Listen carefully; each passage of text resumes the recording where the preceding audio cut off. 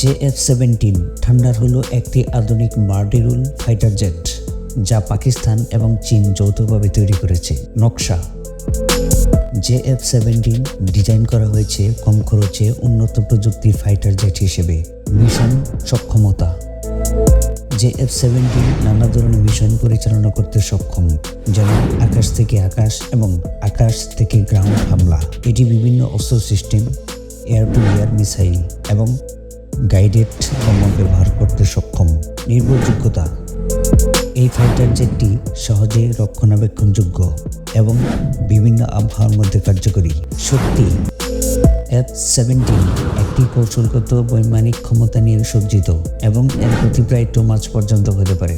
JF-17 thunder বাংলাদেশের সামরিক বাহিনীর আধুনিকরণের জন্য একটি গুরুত্বপূর্ণ সংযোজন।